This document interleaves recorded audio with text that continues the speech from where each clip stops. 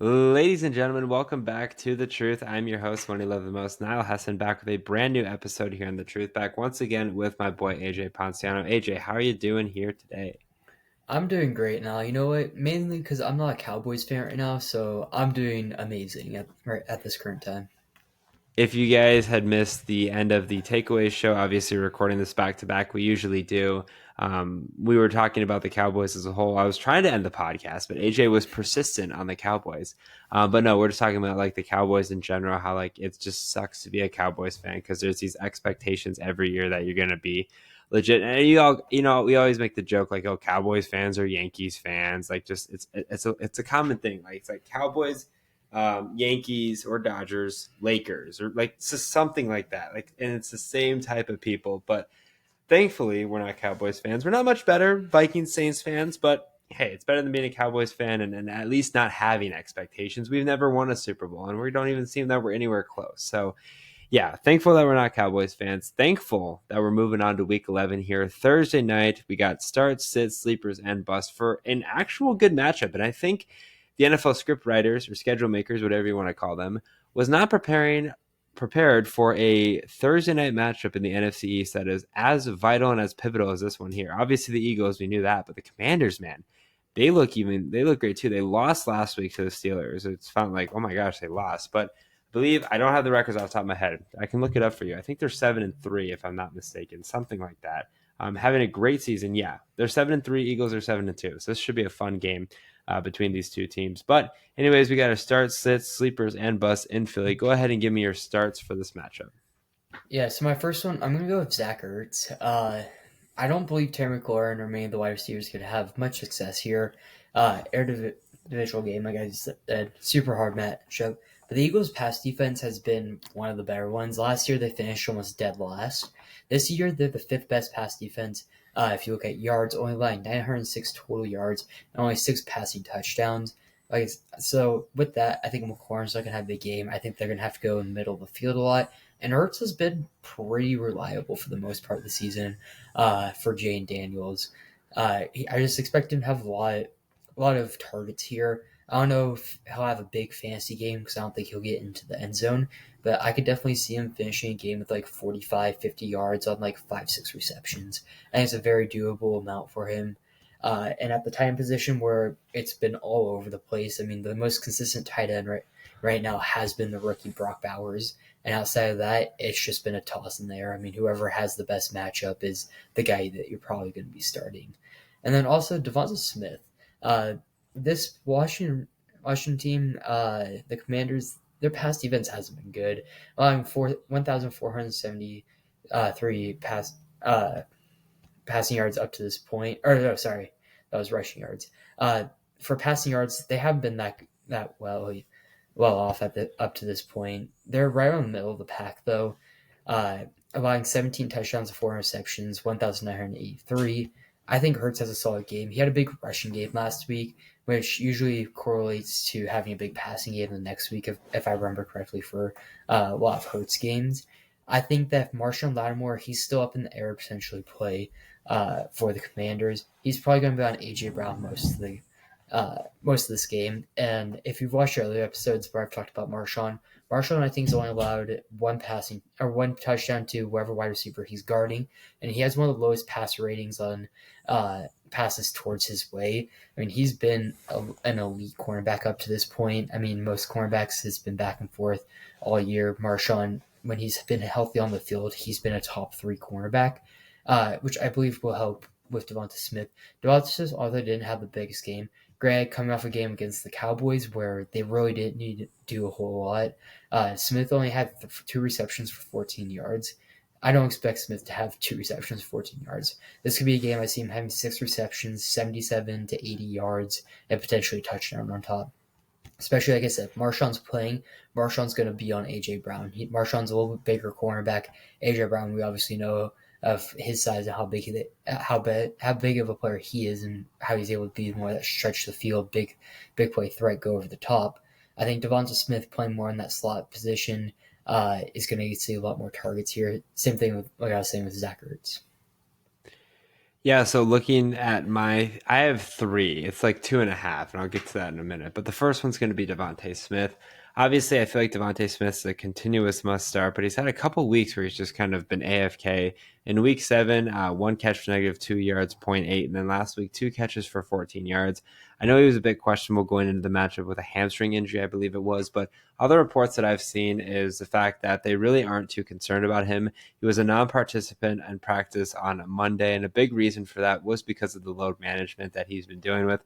On top of nursing a hamstring in general, we've obviously seen with lower body injuries, which are a lot of the injuries, but particularly those lower bodies, hamstring, calf, quad, anything like that. There's a lot more kind of holding back to make sure that he is 100% as opposed to just diving in right away and trying to play him every week, especially the fact that it's a short week here on Thursday night. But him and AJ Brown, I mean, yeah, he's been a little bit more spotty than AJ Brown, I feel like, but he's had good weeks. He hasn't had that 30+ point performance, which is not necessary, but it's very appreciated, especially for Devontae Smith fantasy owners like myself. But relatively consistently, 15 to 20 points. You got to be excited about that. Still looking for his 8 reception of the year in a game. I believe he has 4 touchdowns in the year as well. So looking for his first 100-yard game, 8 reception game. Maybe he gets that this week in a fully healthy Devontae Smith. Who knows? Secondly, it's my 1.5. It's going to be the Commanders running backs and Brian Robinson and Austin Eckler. Obviously, I don't know if Brian Robinson's going to play. I think a big reason why they held him out last week is because of the short week. And yeah, the Steelers game was important, but this is right now for the division lead. In week 11, if you can be leading the division, that's obviously going to be profound. On top of that, they're playing the Eagles, which is that much more important for them as a whole going into this matchup, which they have one more matchup, which will be at home back in following in week 16. But anyways, he missed the last 2 games with that hamstring. Once again, it's hard, especially for running backs there. But when he's on the field, he's been very efficient. I think there's been some concern just in the fact that Austin Eckler is going to be there as well. But the concern hasn't really shied away from me because he's still getting anywhere from 15 to 21 carries, a couple receptions out of the backfield as well, and has put up some good fantasy numbers. He's rostered in 92% of leagues. He's the 31st ranked position running back. So he's a guy that the first 6 games that he played in had over 10 fantasy points, which for the value that you probably drafted him at is probably really great. But again, who knows if he's going to play? I think overall, the fact that he missed Sunday is an indication positively for him that he can play on Thursday, because from reports I read last week, he was pretty much good to go with that hamstring injury. But again, there's no cause and rushing him through it. Kind of like what the Vikings did with TJ Hawkinson when they sat him on Thursday with the intention of playing him to prepare him for that next game and give him that extra rest. Kind of a push forward in a big matchup there. And then thirdly, 2.5, however you want to look at it, Austin Eckler, regardless if Brian Robinson's in or out.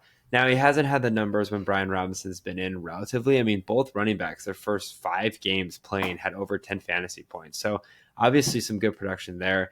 Jaden Daniels has success because these running backs are able to run through very efficiently. But on top of that, Austin Eckler kind of serves as the PPR running back per se.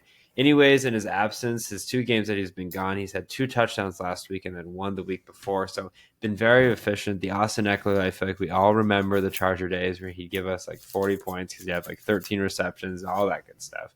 Haven't really quite seen that in a while, like a year and a half, 2 years, but I don't think it can happen if Brian Robinson's in. If he's out, it could certainly happen. But regardless, these 2 running backs are kind of like 2 peas in a pod, and they kind of serve Jaden Daniels well, and it could really be a huge asset. So Austin Eckler, I feel like he's more of a flex option or running back 2 or 3 option if Brian Robinson's in, but could really push running back 1, especially if Robinson is out. TBD on that. You're just going to have to be paying attention and doing your research because we don't know at the moment. Recording this on a Monday this week. Okay, what about any sits? I have Dallas Goedert. Dallas Goedert last week came back from an injury. It's basically been a month since the last time he played. He had finished the game with 2 receptions, 25 yards, and did have a touchdown there. I still expect him to do a whole lot here. Bobby Wagner and Frankie Luva, one of the linebackers there, have both been solid all year. They're both between the 2 of them, they'll probably finish with some of the most total tackles between a linebacking group. One of the things, Goddard, like I said, dealing with injury, he was limited today, or they basically gave him today off at practice. They basically just had him go through a team stretch and like warm up and all that. He ran a couple routes, and then they're like, all right, let's just pull you for health reasons, just trying to keep him healthy. But I just don't expect a big game here. Like I said, those two linebackers there in the middle have been great. They've both been solid in the receiving game. But also, these last couple of weeks for the Commanders, they've been pretty good defensively. Against the Panthers, again, playing against Jatavion Sanders, he did have, I want to say, 5 receptions, like 60 yards and a touchdown. But I was also in a game where Commanders were up 40-7 was the final score, so they were up a lot in that game, and the Panthers were just throwing a lot, so there wasn't a lot there. Cole Kmet, I believe they held him to only 1 reception that past week. Theo Johnson, when they played the Giants, had only like 2 receptions. He did have a touchdown though, and then just last week, Pat Freiermuth, he did have a touchdown there, but had like 2 receptions for 15 yards. Just not a lot there. If Dallas Goedert does give you any fantasy value, it does seem like it is going to be in the red zone. But outside of that, I mean, the tight end positions, they've been giving you 1 to 2 receptions up to this point, right around maybe 20 yards and a touchdown. Just hasn't been giving up a whole lot to that tight end position. And plus, Goddard, like I said, limited today, Monday, as we're recording. At practice, they didn't want to just re-aggravate the injury. Last week was his first week back in basically a month without play. Yeah, so I only have one sit, and it's somebody that you mentioned earlier, and it's going to be Zach Ertz. I mean, I haven't been a big Zach Ertz fan. He's actually done better than I expected. He's a 10th position ranked tight end. I think a large part of his success has been in Jane Daniels' ability to get him the ball. As a whole, I mean, he's had a solid year. He's got 1 touchdown in the year, but the last 2 weeks is what really concerns me. 4 catches for 31 yards for 7.1 fantasy points last week, and then 1 catch for 5 yards against the Giants for 1.5. I feel like he's kind of utilizing his receivers more, which it's not that he was continuously peppering Ertz where he was getting 20 points a week. He was doing it right, but he's had some moments, and I just think that's a bit concerning, especially going into a matchup against Philly. But who knows? I've always said that tight ends are the big-time target and the big-time sleepers every week. So this could be, especially on Thursday night, so this could be an opportunity for him to kind of get back in the swing of thing and get back to that 14 and a half points, which has been his best so far this season. But for me, I'm just a little bit more skeptical about it just because of the Commanders' wide receivers like McLaurin and some other guys that I'll probably talk about later. I just think Ertz is kind of one of those guys that's just a little bit too boomer bust to consistently trust and consistently feel like he can be a reliable option week in and week out, particularly going on the road in Philly. All right, what about any sleepers? So this is a really deep sleeper. I wouldn't suggest probably picking him up. It's just more of a fun one. Jahan Dotson. Jahan Dotson was just traded this past offseason from Washington over to the Eagles. This is his first game back playing Washington. I think there's a chance he could have a big game. I mean, they're kind of a revenge game. The only problem is just his inconsistencies. He's only had 2 receptions, which is a season high for him, twice up to this point. Last 2 weeks, 1 reception, 36 yards, 1 reception, 27 yards, no touchdowns. Like I said, long shot, but who knows? He may be extra motivated this week, maybe trying to show out a little bit more in practice why he deserves to be out there a little bit more.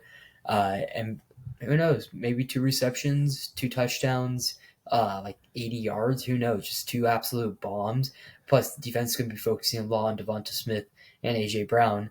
If Jahan Dotson's there, I mean, Hurts doesn't really care about who the ball goes to. It seems like he'll pass to anyone. Just Jahan Dotson. This seems like someone that just wants revenge. He was a former first round pick, 16th overall back in 2022. And it basically seemed like they gave up on him. After 2 years of being in Washington, they just let him go for nothing. I want to say it was like a 6th-round pick or something.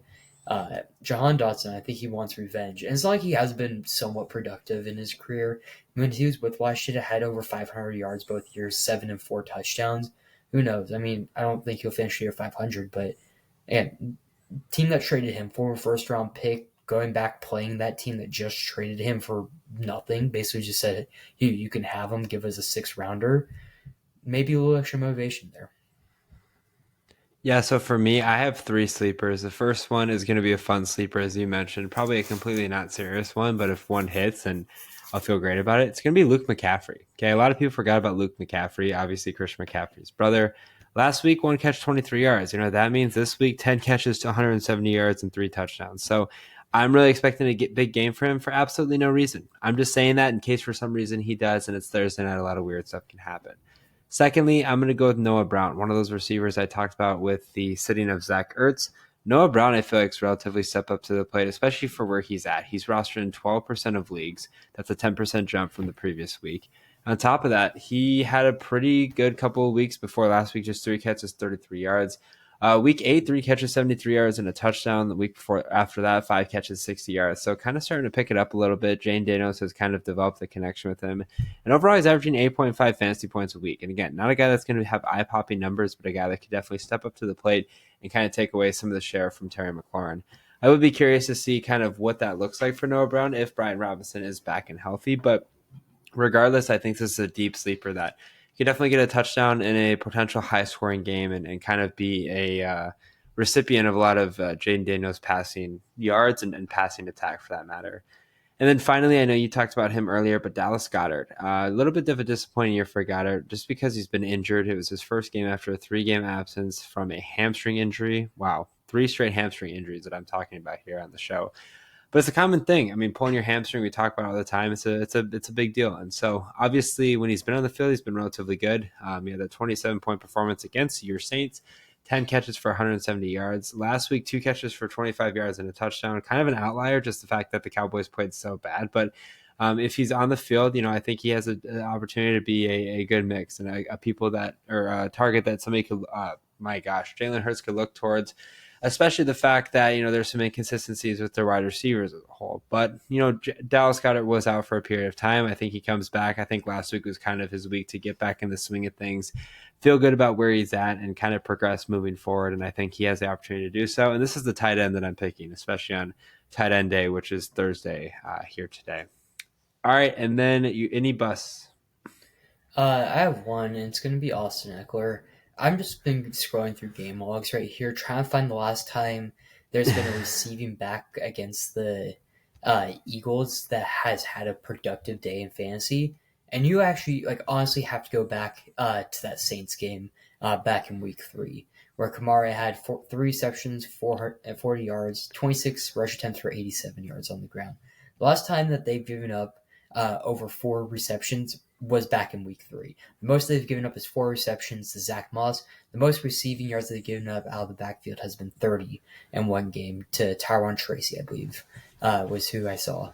I mean, they have been really good against those receiving backs, not allowing many rush yards, being top 5 rush defense under rushing yards and rushing touchdowns. There's a chance Brian Robinson Jr. Comes back this week.